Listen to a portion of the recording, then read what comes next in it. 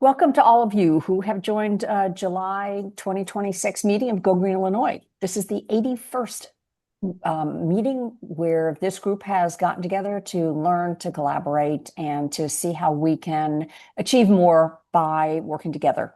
I'm Beth Drucker. Kim Stone is the co-facilitator of Go Green Illinois, and we're delighted to be part of this growing network. The topic today is hot topics and models of success in our communities. Every July, we decide rather than having a lot of experts come in, a lot of our speakers are people who are working within community groups to do projects that we think all of us could learn from and replicate in our communities. But we also have some outside speakers as well. We'll be introducing them as they run through the program. But we're hoping that today you're going to find a lot of inspiration and ideas that you'll be able to use in your communities. We have a lot of announcements. It's July. It's supposed to be less going on, but it seems like there's more. Kim Stone is going to run through our announcements in our typical speed dating style. So Do you want to Kim, just mention the Go Green Reads first? okay. So one of the announcements is Go Green Reads is the online virtual book group. You are more than welcome to have your folks just sign up for our book group. The next one is The Problem with Plastic. It's a new book written by Judith Enck. She is one of the nation's leaders in plastic pollution, and she is going to sign on and spend the first half hour with us for that. And that is on next Monday, July 20th. And to register, you can go to gogreenwinnetka.org and you can find the registration there. Okay, Kim. Thanks. So next week is Chicago Climate Week. I don't know if others have been involved in this. We just heard about it, I think, last week. There are tons of events happening all over the region, and they range from social events to specific like affinity group events to educational events. I'm going to be speaking on a panel on the 22nd in Evanston with other municipalities. And I'm going to put the link in the chat in case anyone is interested. I don't think you can sign up for the whole week. I think you've got to sign up event by event. We were just talking about that, and it doesn't look like you can sign up for everything all at once. But things are very spread out, as I said. So take a look at that. The electric home tour, Aaron Stash, who is in Northbrook and has a company called the Electric Home Company and also is a realtor and spoke at our last meeting, is having an electric home tour at his home in Northbrook on the 22nd at 4:30. There's a registration link that we can put in. Beth, can you put it in the chat? Yeah. And I was on the last one that he did last month. It's really interesting to see how he built this home. It was not all electric when he built it, and he has electrified the whole thing. And he'll go through and show you all of the different systems that they've used in their home, which is really interesting and useful if you're looking at electrifying your home or talking to others about how to do so. The Green Schools Conference, Planning Ahead, is in February in Austin, Texas. Last year we found out about it a bit late, but this time we have a little bit of extra running room to try and get our school boards and our staff and administrators to attend this meeting. It is, as I said, in Austin, February 8th through 10th, 2027. And I think we'll have to share the link either in the chat or on the website. People can also look it up. It's the Center for Green Schools that organizes that conference. So if you can work with your school districts to get them to attend, that is really useful. School districts have a lot of sustainability improvements that they can make. We have been doing coaching sessions for new groups after the program until 3 o'clock because of the World Cup and the Spain and France match that's starting at 2 o'clock today. We're going to skip our coaching session, let everybody go watch some soccer, and we will resume that next month. But if anybody has specific questions or wants to talk through anything with either Beth or I, you can contact us directly or use the contact button on the website. We have started a Google group listserv to improve communications between member groups. We're going to try and limit that to the leader of each group for now, because we think it's going to get unwieldy if we have all 400 people who are on our mailing list in there. But if you are interested in being part of that, or if the member of your group hasn't yet contacted us to get on board with that, let us know. We have a survey of member groups. Do you want to pull the spreadsheet up, Beth? Um, we sent Let's this. let's let's skip that, Kim, just Okay. in the interest of time. So we sent a link to the leaders, and if your group has not yet filled it out, please have them do so. It's a very extensive questionnaire. We had a wonderful intern, Christina, who we've been working with, and she put this together to try and get more information about what each of the groups is doing and get that onto a spreadsheet so that we can then share that information across all of our groups, and we can put people in touch with the right people to help mentor them through programs that they're interested in doing. So that will be a really great tool for us to have access to know what everybody's doing and help put people in contact with others. The Illinois Schoolyard Habitat Action Grant Program, this sounds amazing. I just read about this the other day. They awarded nearly $40,000. The Illinois DNR is in charge of this program. And this just came out, but plan ahead for next year to try and get your schools to put habitat on their grounds, and they can get grants potentially to do that. So that's through Illinois DNR. Drive Electric Month is in September. Even though many of the federal incentives have gone away for electric vehicles, EVs are still a really good bargain because they have such low operating and maintenance costs. Gas prices, as you know, if you don't drive an EV, are very high, and electric prices are much lower. Even with currently some of the higher electric prices, you still save money with an EV. There are some electric car shows that are going to be coming up for National Drive Electric Month in September. Highland Park is going to have a little mini EV show with the Vintage Car Show on August 22nd. And take a look at the National Drive Electric Month website to see what events are happening nearby or to organize your own event. It's super easy to organize, and Beth and I have both organized EV shows in our communities and are happy to talk to anybody who's interested. Skokie has bird strike mitigation requirements. Wilmette is considering them. Highland Park has some standards that they recommend. It's really important that we try and protect our birds by not having them run into buildings and die. So take a look at what's happening on the Skokie website in their building codes for a really good example of that.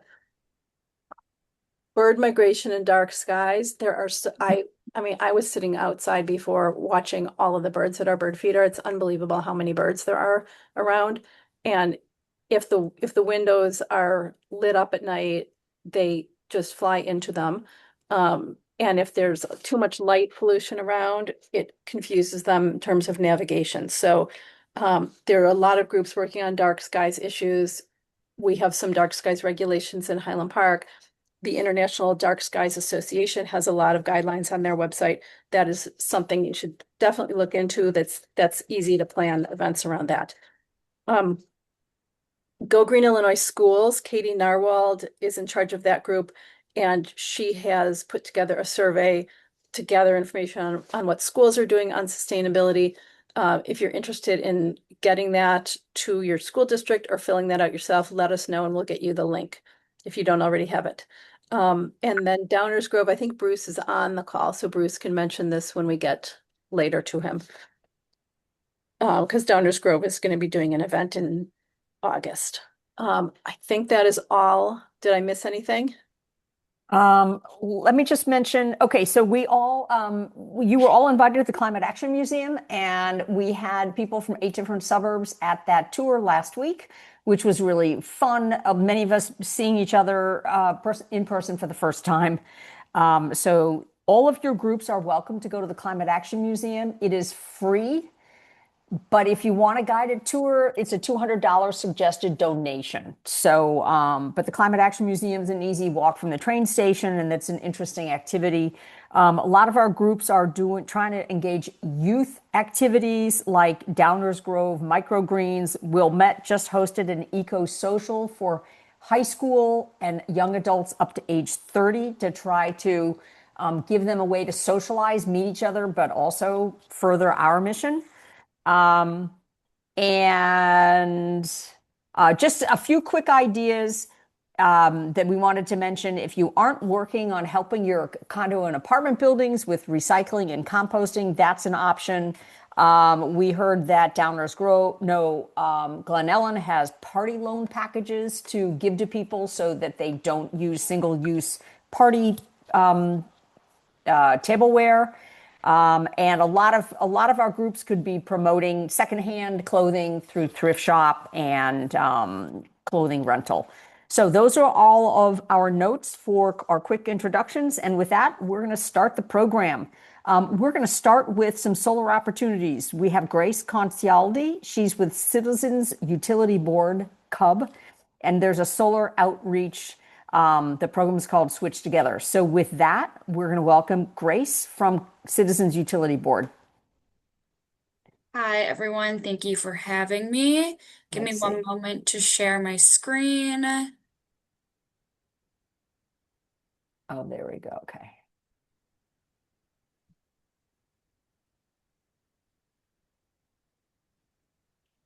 Can everyone see that okay?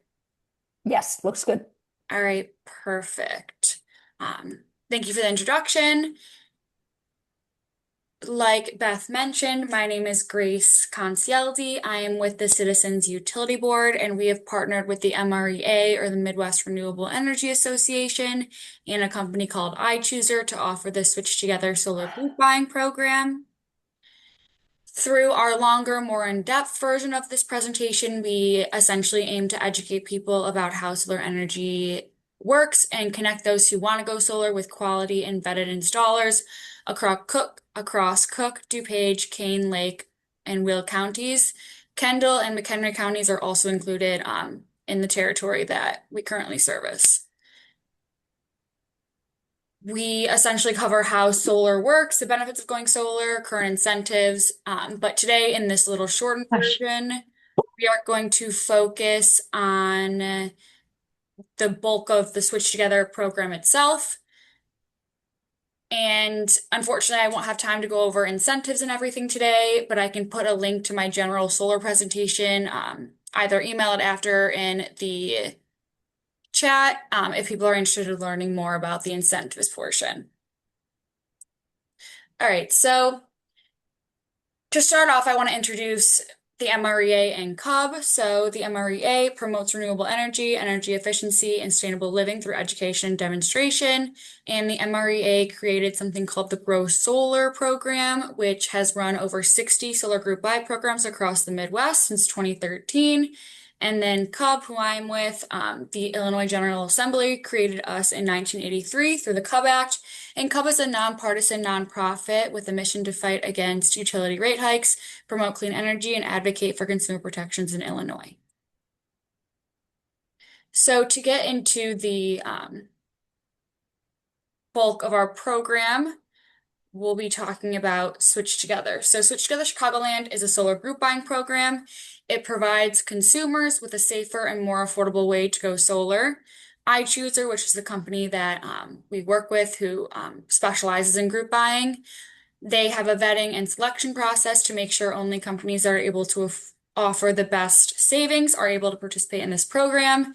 So essentially, a small group of trusted and vetted installers compete to offer their best price on a high quality offer. The Switch Together vetting process essentially removes the need for research and comparing installers yourself, which as a consumer advocate, I talk to a lot of consumers that this is where they have trouble and maybe run into some issues vetting their own installers. Yeah, so essentially it allows you to move forward with confidence and less effort than you would if you were doing this by yourself. The program uses bulk purchasing power to secure a lower than market rate for solar. We offer educational presentations called Solar Power Hours, where I'll speak on how solar works, why going solar, incentives, examples, and then other programs. Our next one is next week in Skokie, July 21st at Take Flight Spirits, if anyone is available and would like to join that. So the registration starts with our online portal. You'll fill out a short questionnaire about your home and energy usage. And then this information, along with current program pricing and current incentives, is used to provide something called a personal recommendation. And when I mention incentives, I'm speaking about solar renewable energy credits through the state of Illinois and any utility-based incentives. Additionally, for third-party ownership, there's also the federal tax credit, but the examples that I'll share in the next few slides are going to be focusing on ownership examples.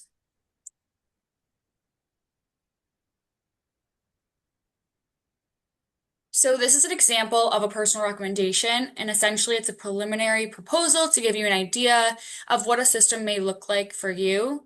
You can choose to either accept this or decline it, but essentially it gives you an idea of how many panels you would have, how big your system would be, and the incentive. So this one does have the tax credit because this was from our last year's program.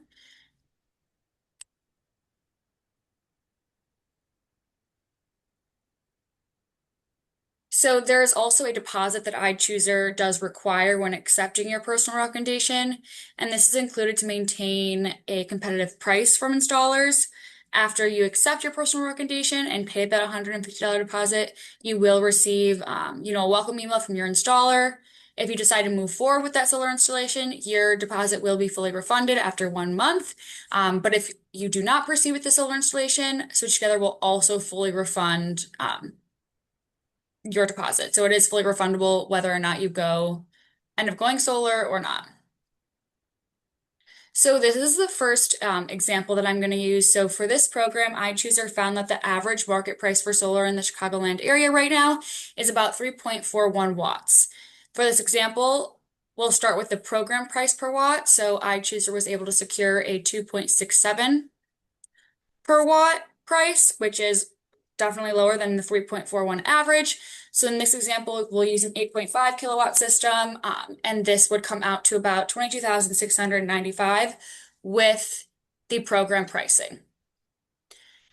The Illinois SREC, which if you all are not familiar, is the estimated production that your system will produce in 15 years. That is subtracted.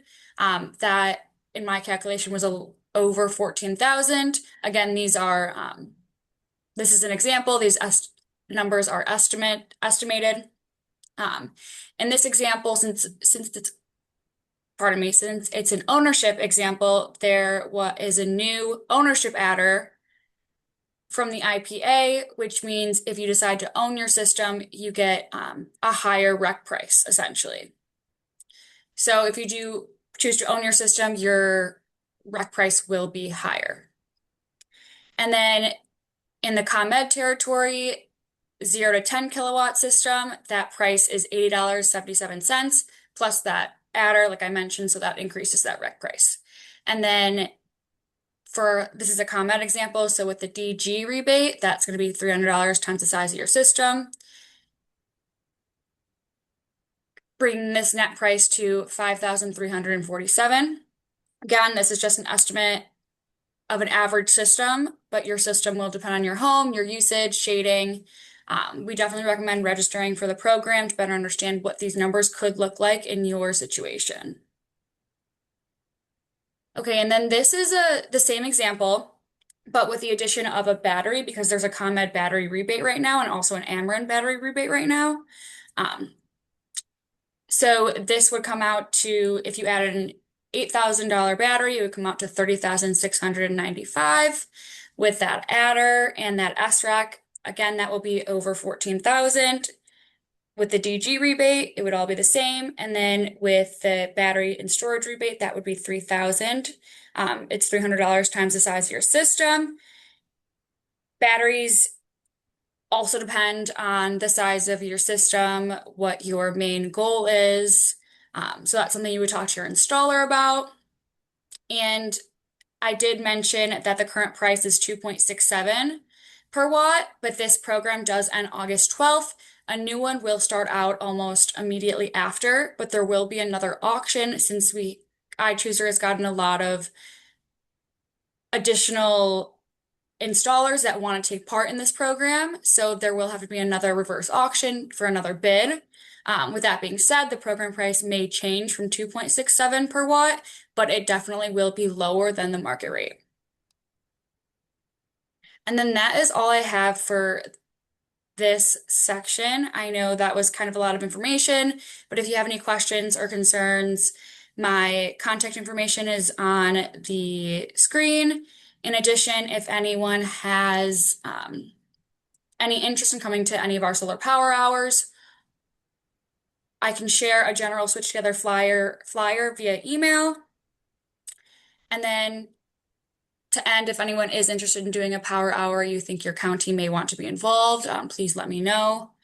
Because like I mentioned, those are the counties that we're currently working with, but we're always looking to expand within reason. Thank you. Great. Grace, thank you so much. That is a lot of information. Yes. But if your community needs more solar, all of ours do, just know that Cub and Grace can be your can really help with this. So thank you. We asked her to do in 10 minutes what she normally does in probably 30 or 40 minutes. So really appreciate that.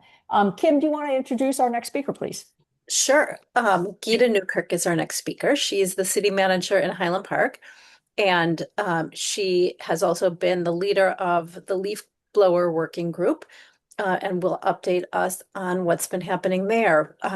Beth had identified, and some of the others in this group had been working on leaf blowers in their communities and identified the issue that there are some communities that had regulations and some that didn't, but many of the landscapers work across boundaries. So Geeta put together this amazing group of municipalities, which has been looking into how to reduce the use of gas leaf blowers.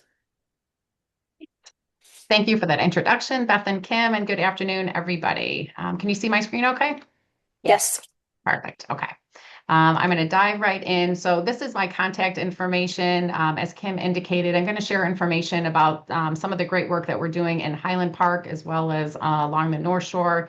I encourage you to contact me if you have any questions, and I'm happy to answer questions and guide you through what we're working on. So 5 years ago, Highland Park, Glencoe, and Wilmette took the lead and established a regional leaf blower working group. So it consisted of 11 municipalities. We had environmentalists, we had landscapers. We really wanted to make it a comprehensive group to make sure that we are learning and getting information from everybody in this arena.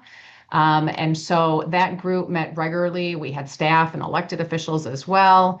Park districts, municipalities, and we broke down into 3 different subgroups to really dive into the need, the concerns, the viability of leaf blower regulations with the consideration some of us were looking at an outright ban. And so what is the feasibility of that? And so we did a comprehensive review. Our website is on that last bullet point on this slide. And so you can see the minutes from all the working group. We have it on the city's website. You can also see the final report that was issued in 22 located on there. And so at that time, each of the municipalities went back to their respective corporate authorities and looked at, other alternate regulations. So some did not have licensing landscapers. We did in Highland Park at the time, but some looked at implementing licensing. Some looked at increasing their provisions to prohibit gas-powered leaf blowers. So we really had municipalities across the different segment, but this information that we prepared was a great tool to take municipalities from whatever level they were at to another level.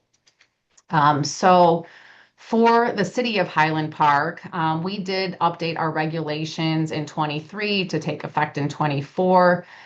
We had a provision where gas-powered leaf blowers were allowed 32 weeks out of the year, and we increased that ban to only allow them for 12 weeks. And so you can see there, April, October, and November, we felt were the highest need for gas-powered leaf blowers, if you will, just given lot sizes and different things. And so that ban went into effect. We are certainly sensitive to the impact that this would have on landscapers. So again, that communication with landscapers was very important. We talked to homeowners and then certainly also took into consideration noise issues, environmental issues as well. The city council at that time, and Kim was on our city council at the time, and she's, always been just a wealth of insight and information on all things environmental and sustainable. But the city council at that time expressed an interest in Highland Park advancing an outright ban in 27, but understanding that the technology and the equipment may not be at a point where we could truly do that effectively. And so we said that we would revisit it in 26, which we did. So couple of municipalities within the working group. We've hired the American Green Zone Alliance as well as Quiet Communities to do a feasibility study. And so this is really kind of the first time now we're paying for a consultant's report. And really what they're looking at is they are conducting interviews, they're looking at equipment, they're looking at feasibility and viability for more strict regulations with ultimately it would be an outright ban of gas-powered leaf blowers. But how exactly would that work in the field? How does that work in terms of financial impact for landscapers and everything in that regard? So we have field work that was conducted in the spring, and then we're planning field work again this fall. And then the findings are anticipated either late this year or early next year. So for us here in Highland Park, we're planning to go back to the city council as soon as that final report is done, and then give them an update.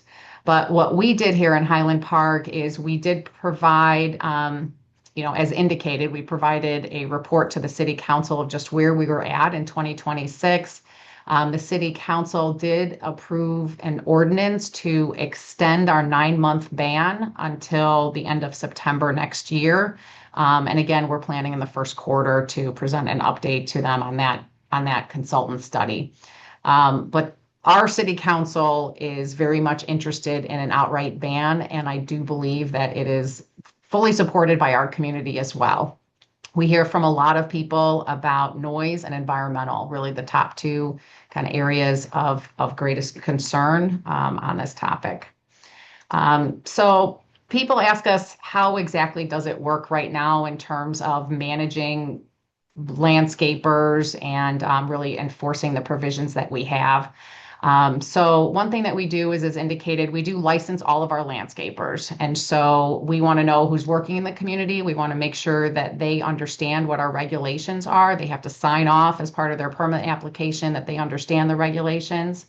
And our building division is the entity, our department that really does the enforcement. But what I tell all of our employees is that everybody, if you are out and about, if you see something, say something. So a police officer patrolling, or a public works employee driving around, or even myself as I'm going from point A to point B, if I see someone using a gas-powered leaf blower when they should not be, call it into the building department. We'll dispatch an inspector out to address it with the landscaper. We prepared this notice that you see here in English and Spanish. And so if we do see a landscaper that's in violation of our regulations, we also communicate the information to the homeowner so they can help us share this information with their landscapers. And if they're not home, we leave this on their front door. Our building department, 2 times a month, we have inspectors that will clear out their entire day and do sweeps throughout the community just to make sure, one, landscapers are licensed and to make sure they're following our regulations. And so you can see the number of citations that we've issued last fiscal year in that regard. We don't want to issue citations. I mean, really, we want to educate people and we want people to follow the rules. So we generally give warnings at first. But certainly we will issue citations if warranted, and that goes through our administrative hearing program. We do a significant amount of education, and so we put information in our Highlander, which is our newsletter that's sent to every single property in the community. We have over 8,000 people subscribed on our e-news. And then again, we're following up and making sure that landscapers have our regulations so they all understand what's required. And again, one thing that we learned as part of the working group and talking to landscapers is just making sure that that communication is in English and Spanish, just so it's crystal clear in terms of what we're communicating. And then there's my contact information again. So if you have any questions or if you feel like I didn't cover anything, please feel free to contact me, and I'm happy to follow up. Thank you, Geeta. I think it's important to note that the landscape company is who gets the citation, not the individual, if somebody is cited, because people are often concerned about reporting because they're afraid that the individual will get in trouble. And that is not the case because their equipment is provided by the company. Kim, can I also say that one of the reasons that we want the spreadsheet that we're developing with your help is so you could go on that spreadsheet and at a glance, you could look at all the member communities and see which ones have restrictions on gas-powered leaf blowers at a glance. And also for lots of other issues that we all work toward. But this is a perfect example. Some of our communities still have zero restrictions whatsoever. So it's really important that you can share the information from this working group with your town leaders to see whether they couldn't catch up with the other communities that have the restrictions. Peer pressure definitely works. Yeah, great. Thank you, Geeta. Thank you so much. You, Highland Park has really led the way. Enforcement is difficult, but if you work at it consistently year after year, the use does decrease. Okay, it is sustainable yard tour time and native plant sales. So most of our groups are interested in habitat issues. This is kind of a win-win area. Everybody gets excited about it. And we have our Go Green groups have found that there's two really good ways to promote that. One is through native plant sales right in your own towns. And the other is through sustainable yard tours. And if your group doesn't have the capacity to organize either of those, just promote the plant sales and the yard tours of the other groups and send your folks to adjacent communities for those events. Right now, we're going to hear from Joanna from Go Green Mount Prospect about, this is a group that's less than 2 years old. She's going to tell us about their native plant sale. Perfect. Just going to share my screen. Okay. Can everyone see? Let's see. Let's start slideshow. Oops. Yep, we can see it. Get down to the beginning. Okay, so yeah, we just started last May, so we're a little over 1 year old. We became a 501c3 in February.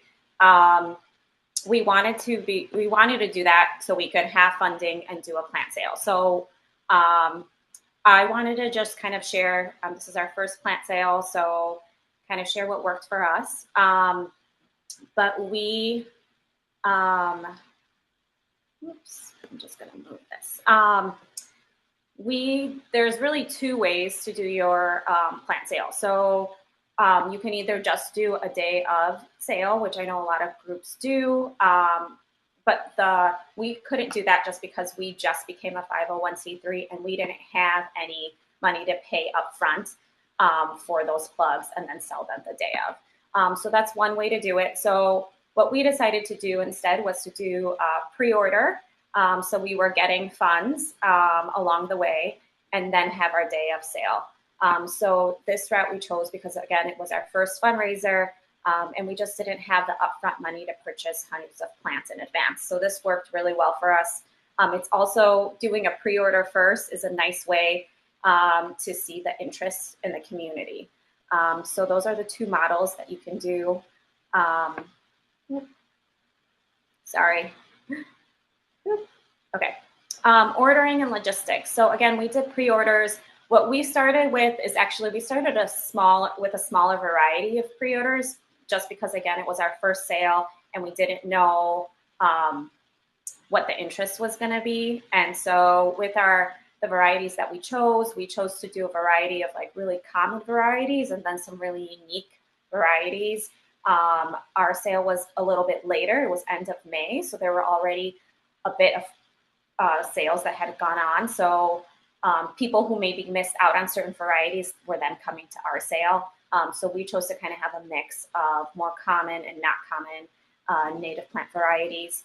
And then as pre-orders came in, we were able to gauge interest. It was less of a financial risk for us. And then we started actually adding on additional plant varieties in our pre-order just because we were getting those funds in. So that's kind of worked for us. And then we really liked doing the pre-order. It was a little bit more work, but we found that customers really appreciated having those plants reserved ahead of time for them to come and just pick up. Managing pre-orders.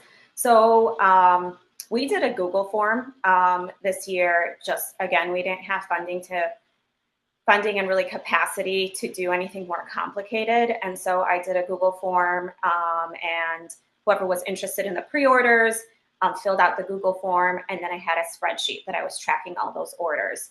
And then as those orders were coming in, we were emailing people and letting them know they can either pay by Venmo or Zelle, again, ahead of time to save their orders.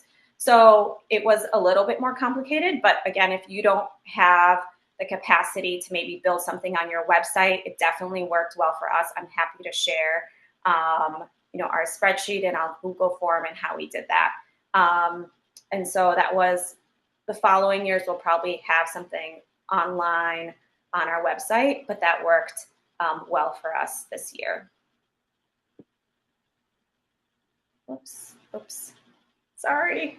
Okay, day of sale logistics. So choosing a location, a great location that's central, was really important to us. We wanted something where people could walk to, that there was parking, it was accessible, it was visible. And so we were really lucky. We found a place that actually other plant sales, the Garden Club does their plant sale there. So we did ours at the Mount Prospect Historical Society. So it's close to downtown. There was plenty of space. They had tables for us. So that was, we did look around for different places, and that was kind of the best location.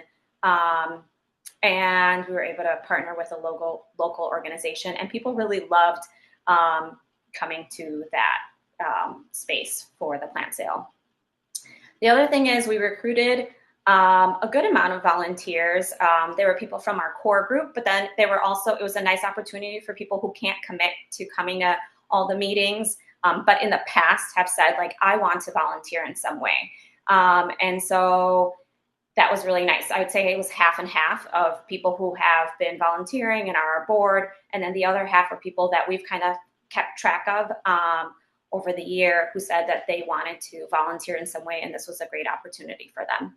And so we divvied up volunteers. We had several volunteers who were helping people with plant selection. We had 2 volunteers who helped with pre-order pickup, some volunteers for checkout as well. And so that worked really nicely to have all hands on deck. We also decided to make it a community event.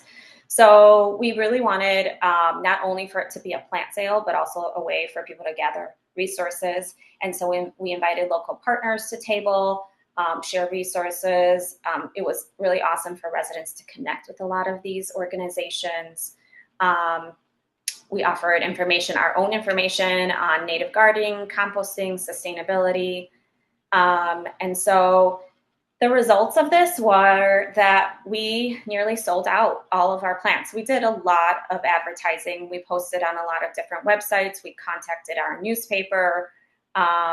So they even came out and ran a story on it. So there was a lot of outreach, but it was definitely worth it. We put out signs beforehand, also probably a month in advance in different areas around town, letting people know.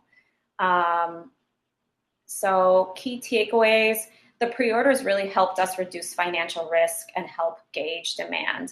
The location was really important for us just because of visibility.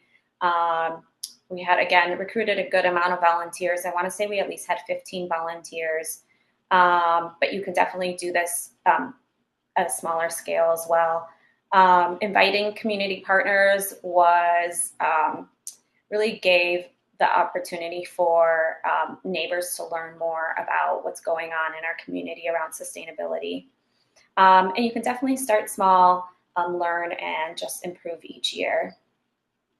Really quick, that's the end about the plant sale, but I just want to throw out there that Go Green Des Plaines and us, Go Green Mount Prospect, we really want to engage more youth.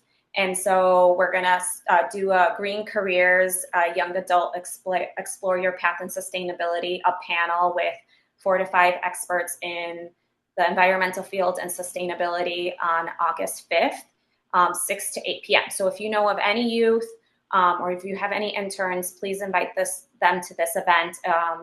We're really hoping for them to be able to connect and network.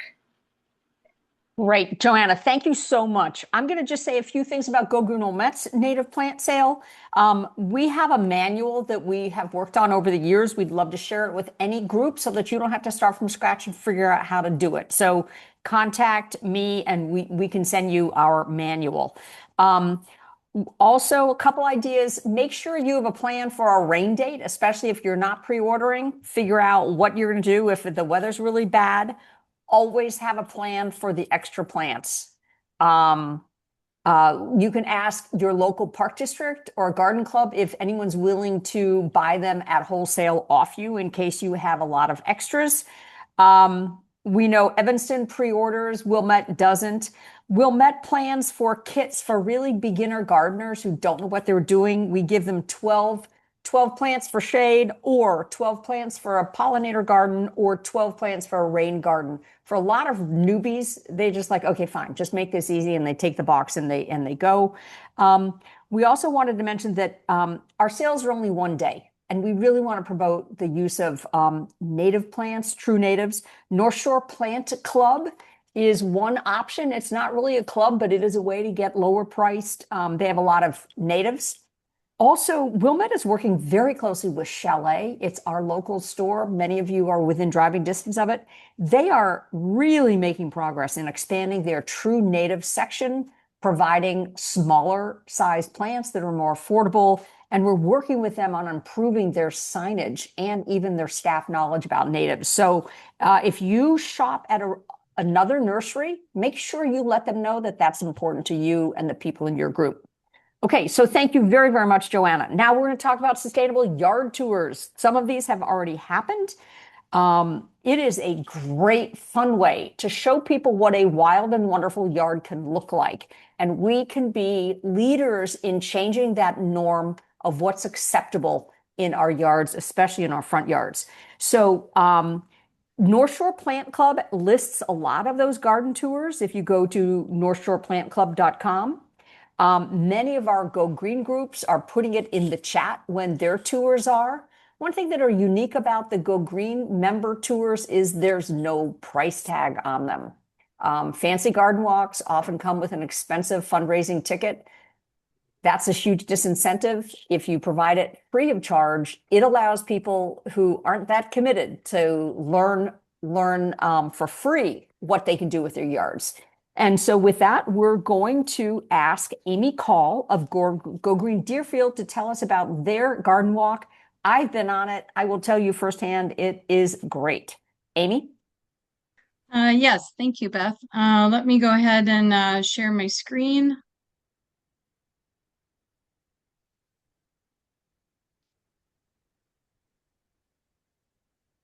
And Candace, you'll be next. I'm let gonna me just make sure I'm on my. Okay. All right. So thanks for the introduction. Thank you, Joanna, for that great presentation. Because we're actually discussing doing a native plant sale or maybe a shrub and tree sale. Difficult to say. Anyway, my name's Amy Call from Go Green Deerfield.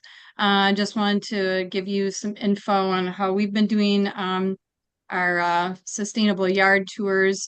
Our goals for it are always to kind of engage people, inspire them, give them ideas. A lot of people are gardeners already, and then to spread the word with people who are less in the know about native gardens and sustainable yard practices. We do some early planning by contacting past hosts and helpers and try to get new leads for yards for each year. We like to have some new stuff on the tour, 1 or 2 yards that are new on the tour per year, but we also have many returning ones. And we try to cluster in neighborhoods because we think that might work for people, and just like hitting like two yards in one section. I'm not certain that works, but that's what we do. And then we try to showcase, different features. Like we like to have some shady ones and some sunny ones, some that are more rain garden like. And we like to showcase not just our native plants and trees, but also as many sustainable features as we can in each yard, such as composting, using our curbside composting, water barrels, electric lawn equipment, natural pest solutions, solar, our EV chargers, the whole works. So for planning, promotion and timing is based on our time. So we try about a month before to kind of get organized and give a save the date. Around 1 to 2 weeks before we do e-blast, we do more e-blasts and social media information, giving a little bit of teaser info, but we kind of don't want to give all the details away. We'll give like one picture per yard or something like that. And then as we get closer to the event, we do another e-blast and social media blitz with a more robust description that we write up when we tour the places. And we give the yard description and try to have it very engaging and have some cool pictures. But we also don't want to give all the pictures of the whole place. We want people to come in person and have conversations. So that's kind of that. We focus in our posts that it's free, no RSVP is needed. That's just kind of the way we've done it. We just want people to pop in if they can. And kid-friendly, independent tour on their own time. And then we do track attendance at each site with a sign-in sheet, and we do try to have some brochures. One of our favorite things is Healthy Hedges. We're big fans of CRTI, Morton Arboretum, and their guide to buckthorn replacement. And, I've gotten some brochures from Wild Ones. They're a great group. So to promote their pollinator gardens and the group. And then we've had the idea for QR codes, but I don't know that we've not had the time to make any yet. So that'll be on our list to do. And then optional for snacks and drinks. I've made anise hyssop tea several times, and that was a bit of a hit. And then our after the event, we always do a virtual tour on social media that is fully robust. It shows all the pictures that we've really taken of the site and give the description. So we do like 1 yard per day on social media, and then we have it on our webpage. We're going to try to keep them all archived on the site, but I think we only have one on our website for kind of future reference, which I linked to earlier. And then I do a Google survey, it's hard for me to say, to get host and helper feedback. And then we do an after party and just kind of regroup, usually at our house. Here's a picture of my chickens. So extra time to hang out with the chickens, and we get to talk with one another and just decompress, because it is a little bit, a tiring day, talking to a lot of people, hopefully. And then just the thing that I find most challenging is trying to attract families with busy families with young kids. It's always really tough to do, but the chickens have been hands down the biggest draw of our yard tour since we started doing that, and we got chickens. So everybody really likes them, and they like learning about, how we get eggs every day and looking at the coop and the setup. And there are people in our community in Deerfield who keep chickens also. We can have several hens, and it's a permitting thing. So I think, just our biggest challenge is just trying to draw in more people. We seem to have kind of maxed out around 40 people or so, 40, 45 maybe. So I'm trying to always improve and trying to find ways to bring people in. I tried a sticker game for kids last year, I think, and that was not a hit. Didn't really draw in any any kids, and the weather is very important. So I think we may start to include a rain date. It was a very smart thing. But I just went to Go Green Highland Parks and it was awesome. And I think they got a really, really awesome uh, tour count. It was a gorgeous day. And so hopefully ours will be good too. I'll post in the comments, but ours is August 1st. So Saturday, August 1st from 10 to 2. And we actually have 9 sites. One of them is the Deerfield Historical Site. Have graciously accepted our tour at their site with the apple orchards and their native gardens that they've renovated. And then I just wanted to plug quickly, we're having Go Green Deerfield Green Drinks on Wednesday, third Wednesday of the month. We're skipping July, but our August one's going to be extra cool because I'm a Lake County Forest Preserve volunteer, and our Forest Preserve ecologist is talking about native plants and pollinator insect relationships. So that's at Italian Kitchen in Deerfield. Okay, thank you. Thank you so much, Amy. If you want to 19th. post that to the Go Green Illinois events calendar on the website, that would be Yes. excellent. Yes, for We sure. still have 5 more speakers to go, so I want to keep things moving, but appreciate hearing Yeah. about the Deerfield Yard Tour. Candace, do you have additional information to share about the amazing tour you organized last weekend in Highland Park, where I met people from Naperville, Skokie, Wilmette, and elsewhere? We had, I think, 300 people come through the 4 gardens. Amazing. Yeah, thanks, Kim. Yeah, it was surprising this year. It was much larger than we've had. This was our 4th year. And every year, of course, you learn a few tricks that you can try for the following year. And this year, I think we hit the jackpot. We got a lot of people coming. I'm going to talk at speed dating speed. So this is the 4th year of our tour. We try to restrict it to 4 gardens that are co-located around sections of our town. So Northern Highland Park, Southern Highland Park, and so forth, for the purpose of cutting down driving and making it easier for tour participants to get around and see all of them. We do ask people to start at the garden that is closest to their own address to sort of break up the participation so that we don't have 200 or 300 people going to garden number 1. We do not number the gardens, and that seems to have worked well. We did make a decision not to charge fees, and I agree that not having fees really helps you to get attendance. I've noticed that a lot of gardens in our area, I'm sure they're gorgeous, are part of tours that do charge fees, and I wonder what that does to their attendance. Can't tell, of course. We have 2 greeters per garden. Each person serves in a 2-hour slot. In the first 2 hours, second 2-hour slots, they do all the sign in, they capture email addresses, they capture contact information, answer questions, distribute literature that we provide from the National Wildlife Federation, because this project started out as part of the National Wildlife Federation's Garden for Wildlife program. That's the formal name of it.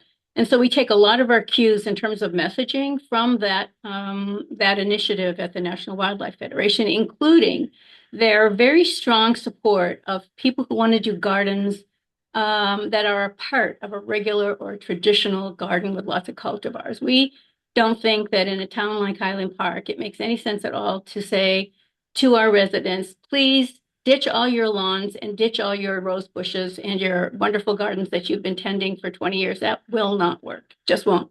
But if we can get people to do a pocket garden or try to correct a problem on the side of their garage or get started in that way, that seems to be much more effective in reducing the sense of anxiety of how do I start planting with these plants that I've never heard of before, and I don't know how tall they'll grow, and I don't want them to look like they're all on a wild prairie because I have a small lot. We have a general calendar that we follow. We try to get the gardens identified at the beginning of the calendar year, January, February. That is followed by visits with each of the gardens to make sure that we're aligned in the goals of our garden tour and their garden tour. So for people that are trying to do an immediate scratch everything, do all native, that's probably not a good thing to do in their first year doing that. So we just not to discourage people, but we do have to make sure that the 4 gardens that we choose will be fun and interesting for our visitors. We also have to make sure that the hosts are able to commit to a specific date. That can be off-putting, and we did lose a few good garden opportunities this year because they couldn't do it on the weekend that we had selected. So there's always that issue. The challenges that we have are largely messaging and outreach. I am constantly amazed by how important social media is in getting the messages out and how awful it is that we don't have a hometown newspaper. I sure wish we did. We try to make sure that we push a message that even pockets of native plants on a balcony of an apartment or a condo can participate in the program of creating an environment that's good for pollinators. It's not as good as a whole yard, obviously, but the fact that everybody sort of pitches in and tries kind of changes the way you think about what native gardens can do. We talk about the fact that they require less water, that they do not require the pesticides and herbicides that many of the other kinds of plants do, that they're able to survive once they're through their first year or so. A lot of hot weather with very little rain, and those are very important selling points for a lot of people. And I know, having hauled the hoses around my house, I like the natives better. It's much easier to take care of them, no question about it. We send the hosts 5 questions or so to tell us how they got started in native plant gardening. They send those questions back. I craft them into a little story about each one. And then this year, I didn't like the way the stories came out. They were correct grammatically. I didn't find them exciting. So I asked ChatGPT to have a go. And boy, did that make a difference. I'm not kidding. I'm not a fan of AI on everything, but I'd recommend you think about doing that because the stories were much more appealing and much easier to read and get excited about there on the website of Go Green Highland Park. Last thing is outreach. We had a team that did different kinds of outreach. 3 people were involved in a social media campaign that started about 6 weeks before our tour, which was just last Saturday. They bombarded Insta and Facebook and several notifications to Nextdoor about the tour, different portrayals of the tour, different illustrations. We had one volunteer, that's our Jenny Futterman, developed a wonderful interactive map, and that is how people found out about where the gardens were located. Owners did not want to have their names up on the web for general purposes for a long period of time. We told them we're going to do an interactive map. It'll go up and be accessible only to people who register. And that will be one day before the tour, the day of the tour, taken down at the end of the tour. So that was a strategy that's worked for us and respected the right of privacy for our gardeners. And the last thing we did is develop a big, long list of community organizations for outreach. All of the Go Green organizations, of course, through Go Green Illinois, very helpful. Some of the local newspapers, certainly the Highland Parks Weekender and that sort of thing, but also other organizations like Open Land. We tried to get to as many organizations as possible. You know what? We're going to need to wrap up, okay? All done. That's it. I'm done. Sorry. But I just want to say thank you, Beth, for making that How to Host a Sustainable Yard Tour manual available. That was extremely helpful for us. And that's on the Go Green Illinois website. Yes, under it is. Resources. Okay, we are running late, but yes, Heather Oliver, we'll get you in before 2:15. I'm going to say just a couple of things that were not touched on. Yard signs in advance, which does not necessarily on the yards that are going to be part of the tour, but people really notice that. We put a copy of Nature's Best Hope by Doug Tallamy on every welcome table. We think that book's incredibly inspiring. We also give it as a gift to each host and ask them to enjoy it and pass it on, so it's never on a shelf. We have encouraged people to walk and bike to reduce the carbon footprint and the traffic associated with our yard tour, but Wilmette's pretty small. Some groups register, even though it's free, using Sign Up Genius or Eventbrite. Go Green Wilmette does not have people register. The final thing that Go Green Wilmette does that the other groups don't seem to do is we hire a videographer, and we do a 5-minute informational video tour of each yard so that the wisdom of those yard owners can be shared. We post it to our YouTube channel. They're still there.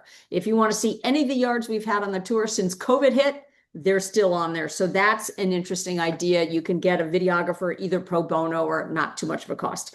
Okay, with that, I think, Joanna, we're going to have to skip Go Green Mountain. Prospect does have a yard tour, but we're going to have to skip that really, really quickly. Electrification. We talked about the home tour. A lot of towns are trying to work hard on the electrification issue.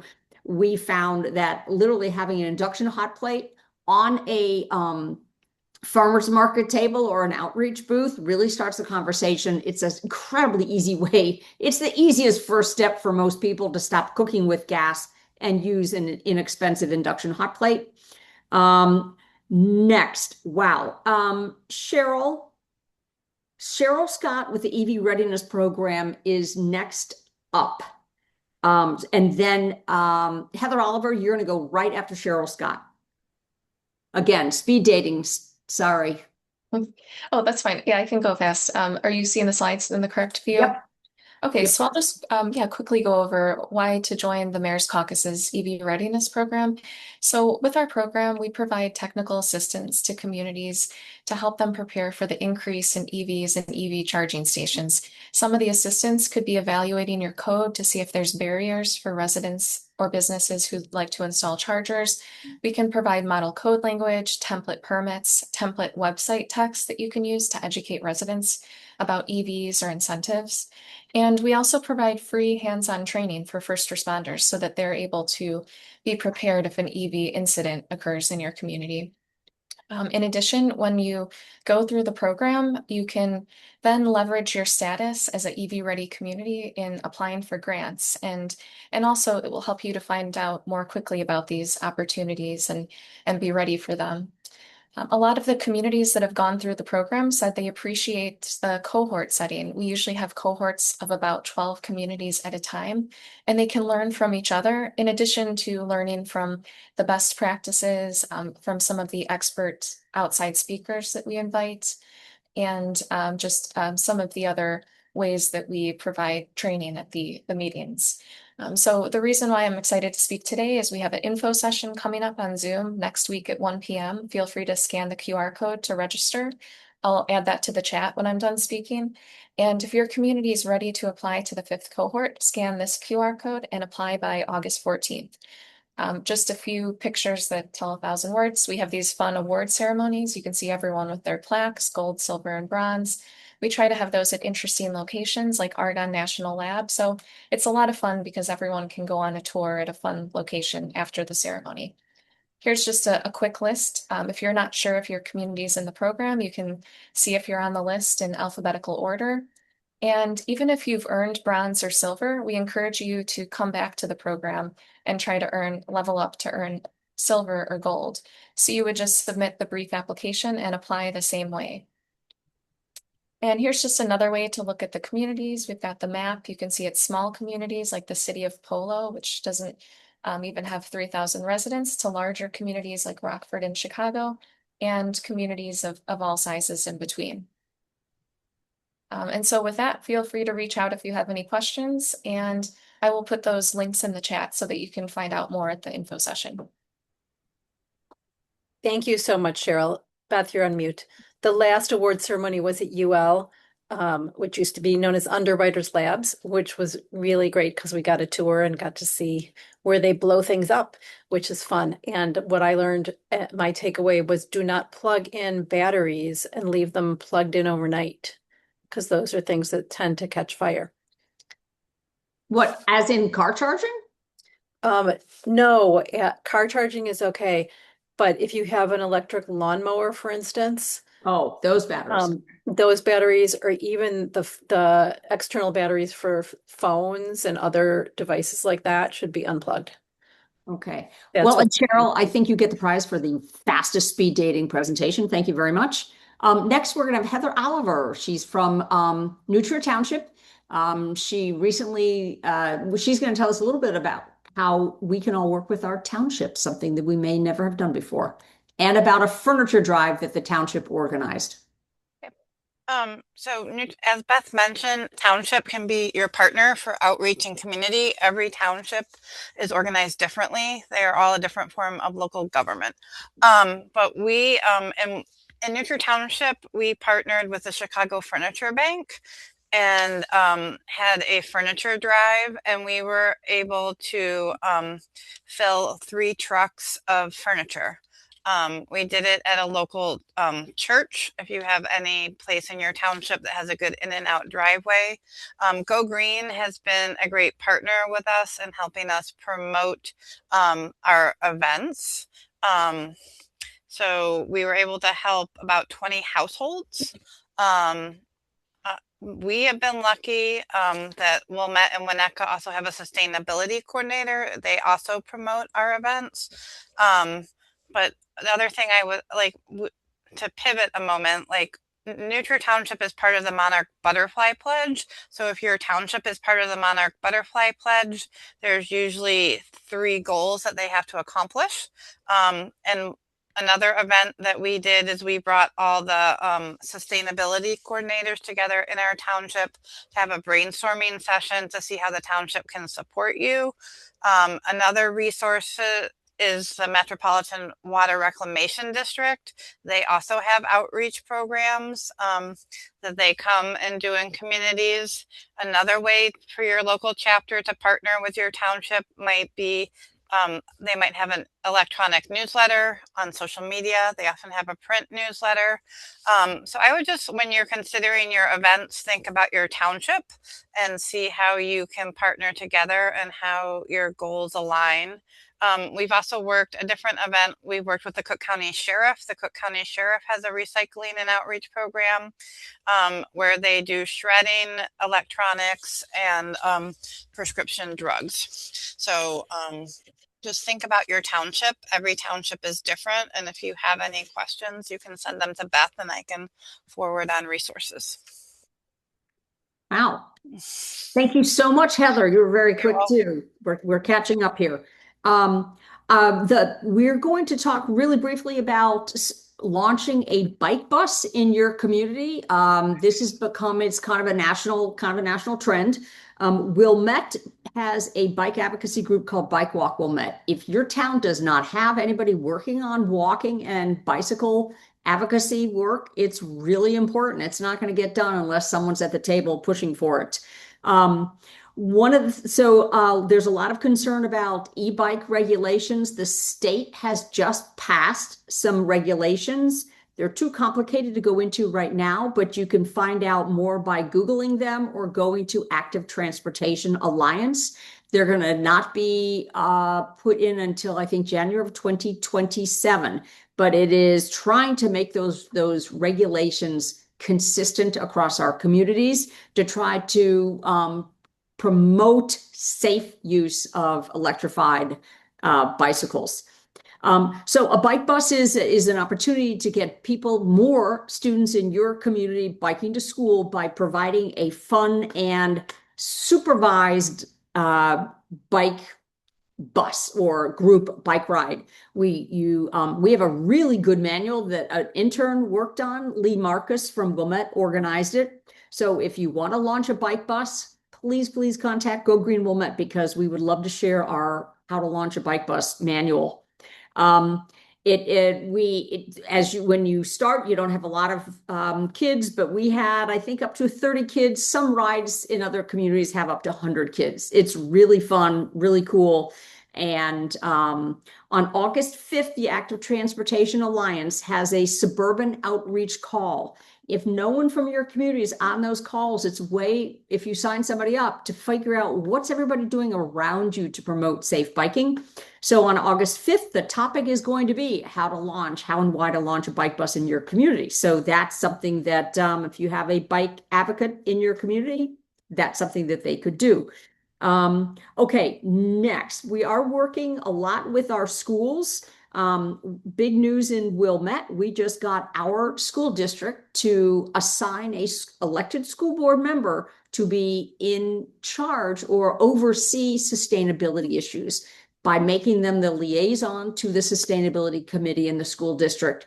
That's a huge win for us. We're really, really excited. We're hoping that same school board member might go to the Green Schools Conference and take a staff person with them, which would be awesome. We are running not too late. We want to have So Seema agreed to speak at our next meeting because we are running a little bit late. But we'll see, Seema, hold on. We're going to start with Q&A to see if anybody wants to add anything or ask some questions about all those topics that we just flew through, and have or some community sharing. Some of our events are in the chat, which is helpful. Please make sure that you post your events to the Go Green Illinois calendar, but also make sure you go to the calendar to look at those events. I know Kim would want me to say that because it's just two of us. There's no paid staff. It's us. Please, you need to try to post your events at least 3 weeks in advance because it can take Kim up to a week to approve those events. So please. I'm going to say if you have an event in August, you need to post it before July is over, or it will not. Or if it's in early September, it needs to be posted before July is over, or it won't get posted. And please follow the instructions. There's a form. It's really easy. Just put the information in the form. Okay. I also want to mention interns. I'm always talking about interns. We happen to have a board member who really wanted to supervise interns, and she got carried away and approved 7 interns. Each and every one of them brings something unique to our group. None of them, of course, are full-time, but we really are enjoying the having those interns. A lot of people think it's, more trouble than it's worth. If you get the right intern, that is absolutely not the case. They can do things that you never imagined that you could do. So are there groups, if you please raise your hand if you want to ask a question and share anything with what your group is doing that hasn't been covered. And let's see, how do you share? I always forget how to share the little hand up. Hit react. No, that's not. Oh, yeah. If you hit react, there's a little raise hand icon. And that's how we'll know to call on you. I'm going to lower my hand. Okay, people are hopping off. If you're going to hop off to watch the World Cup, I totally get that. That's fine. Bruce, go ahead. Unmute yourself. And then we're going to go with Candace. Downers Grove has green people, and we think we're green people like a lot of you, so we want to get to know you as people. And so we're hoping you can come to meet with us in person on August 15th. It's not going to be formal. We're going to get to know people who are too busy to do this. We're going to meet at, I posted it online, our own Lyman Woods Nature Center, so you can see native plants, 150 acres if you want, a green roof. And I did post it. It's 2 to 4 p.m. In Downers Grove, the near side of Downers Grove, on August 15th. Please come. You can either find us on the Greener Grove website to let us know you're coming, or you can email. I posted the email of info@Greener Grove, but the website's the easiest. And we just want to get to know you as people. Thanks. Great. Thanks. Candace, you've got your hands up, and then Seema, you're next. Right. My question has to do with those who are involved in the plant clubs, the acquisition of plants for sale. How do you know that you are importing plants for your sales that are free of neonics from the time they are babies? I get that question all the time. And how do you know when you buy plants to resell that what their history is?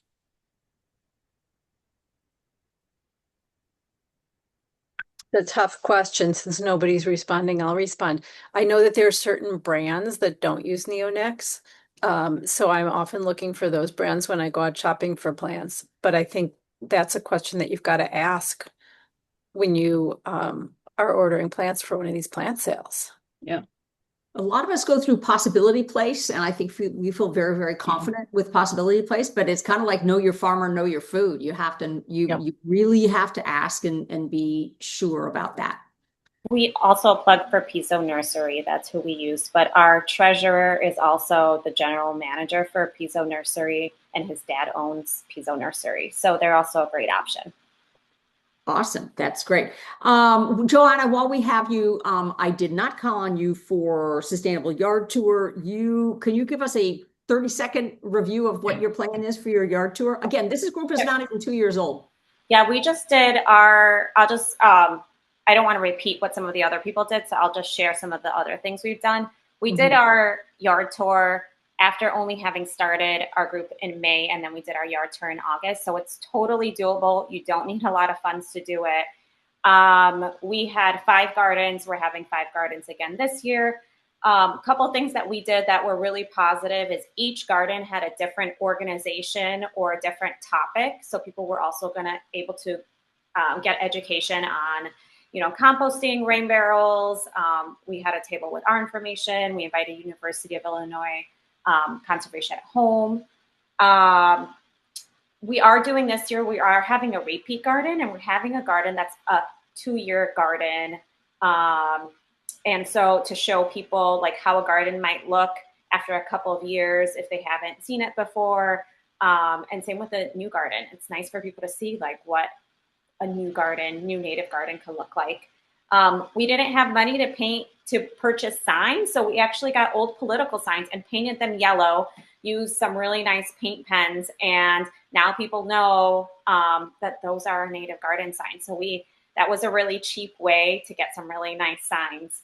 We are considering in following years, people want to see balcony or patio gardens because not everyone can have a native garden. So we plan on having that at some of our tours, and also community gardens, so not just people's homes. 2 other things. We're going to have an intern. One way to use your interns, it'd be really nice if we can hire a videographer, but our intern is going to film she's kind of techie and into that. So that's one way to use your interns, have them videotape the gardens and edit. And then the last thing is to encourage and maybe get more gardens so we don't run out of gardens, is we're looking into funding so we can actually sponsor some conservation at home gardens in the future.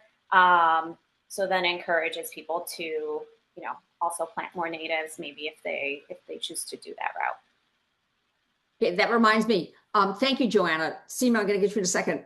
The Village of Wilmette, our environmental commission spent a lot of time designing a gorgeous sign that says pollinator friendly garden. It's absolutely beautiful, and it's got the village logo, QR code for more information. And I just asked our sustainability coordinator if other municipalities could ask to use that design to make this faster and less expensive for them to do something similar. And she said, absolutely. So your staff would have to talk to our sustainability committee. Remember, it also is a great way for us to find our gardens. Also, great to line up gardens a year in advance, because in April and May, it's really hard to see what a garden is going to look like. So if you can see them at the summer before, that's super, super helpful. Sorry, Okay. We created, for this first year, we created a native garden interest form on Google Forms, because we found that people were saying they want to be on the garden walk now after going on the garden walk. And so it's a way for us to start gathering information and talking to people now, so then we can kind of review it throughout the year. So if someone is, that's one way that you can start gathering gardens right now when people go on your tour. Super. Seema, you've been so patient.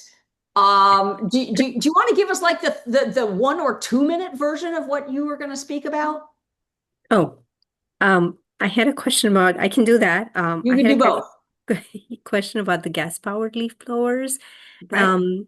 And my question is does the work that City of Highland Park and other communities that they have done to get those restrictions in their communities, is that something that's discussed at like the Metropolitan Mayor's Caucus or some other forms, so that other municipalities are aware that this is happening? Because I know we've gone, now it has been though a couple of years, we've gone to our local municipality to get some restrictions.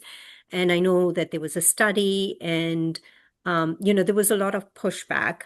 And so I'm just wondering, are there other places where this information is shared with municipalities? Kim Stone, I'll let you answer that. I do not know. Geeta is a member of a lot of different municipal groups of staff members, and she does generally share this sort of information through those associations that she's a part of. I'm sure she put it out to everybody when she first started the leaf blower working group, but I don't know if she's presented it. We should have asked her, I suppose. If you email me that question, I'll forward to I will. Gita. Yeah, thank you. Thank you. Did you want me to very quickly talk about Okay, really quickly, SEMA is trying to reduce waste at her school's cafeteria. You may not know whether or not your school district is using all disposables or all reusables. It's an enormously important question. SEMA is working with her school district. If you could give us the real short version, SEMA, please. Yeah, so very quickly, we approached our school board as well as our district staff to move away from single-use compostable fiber trays, as well as plastic cutlery, plastic boats to reusables. And we led the conversation with a concern about health and a concern about the chemicals from the plastics and microplastics leaching into the food, as well as a concern about compostable fiber foodware that's generally lined with PFAS. And if it's not lined with PFAS, it's just limited transparency from manufacturers on what the alternate chemical is. So we did lead with the health aspect with our school district, and they heard us. The issue that we have is that there is a lack of space within our very, very large kitchen to have a dishwasher. And, that's for another time why there is a lack of space. But what we've done is we've pivoted in terms of saying, let's move everything from single use to reusable stainless steel plates and cutlery. And the last thing I'll say is the reason I'm saying stainless steel is because the American Academy of Pediatrics on their website has said that families should try to use stainless steel or glass for food and drinks. And so we would want them not to move to a reusable hard plastic, but to stainless steel. So anyways, we have some limitations in terms of space and cost to wash the dishes off site. So we've pivoted to saying, let's just do stainless steel cutlery as a first step. And this is, an opportunity to make this as part of the curriculum, to educate students on how you can take an incremental step towards solving a bigger problem. So we're at that point now. They heard us and they want us to come back with costs of, and how do you wash without a dishwasher, which there are 5 Oak Park schools that are doing washing cutlery without dishwasher, and they're bringing in 5 more schools to do that as well. So that's it. Thank you. Thanks, Beth. SEMA, you're always doing great work. Good time to plug again the problem with plastic, this new book that is out. It's 2:25. We want to make sure that we are going to raise your hand if you have something more to add. I know you're all doing really important work. Thank you to all of our speakers that rushed through their presentations. Also want to acknowledge we have 2 people from Warrenville, Margaret Votava and Dorothy Deer. We've never had anyone from Warrenville or haven't had them often listed, so we welcome that new group. If any of you know someone in another community in Illinois that does not have a group doing the kind of advocacy that we all do, please let them know that they could start, or they could recruit someone to start a group in their communities.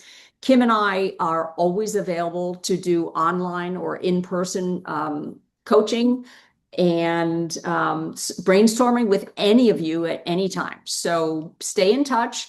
Make sure you put your events on our website.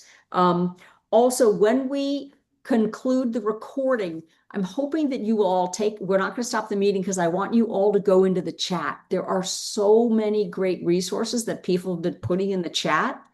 And if you're listening carefully to the speakers, you're not watching the chat. So when we conclude, we're not going to end, so that you can all go down to the chat and you can take the information there that might be useful to you. Kim and I will be planning the September meeting. We are always eager to get your ideas of what you would think would be most helpful. That meeting is going to be Tuesday, September 15th at 1 p.m. The leaders meeting, I think we're not going to do an August leaders meeting. I will be traveling on the 11th. I think we'll take a European style August holiday off and not have a leaders meeting in August.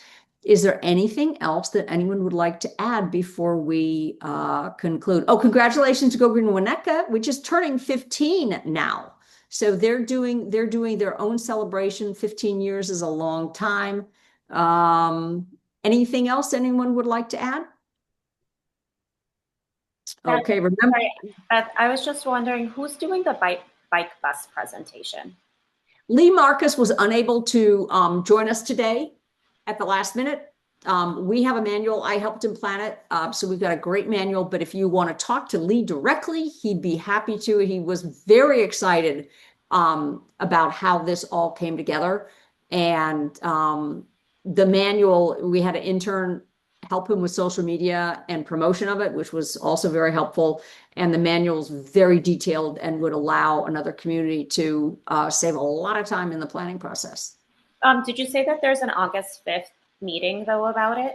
Active Transportation Alliance has a virtual call monthly for suburban bicycle advocates. It's run by Maggie, can't pronounce her last name, used to be Maggie Mellon, then she got married.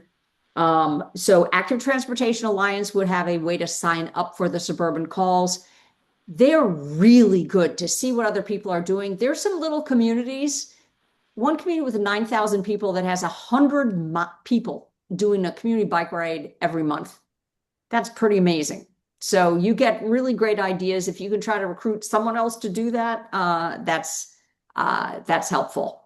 Again, our challenges, we are only limited by our capacity of volunteers and money, not our desire to do more good and to keep the Go Green movement growing. So with that, we're going to stop the recording.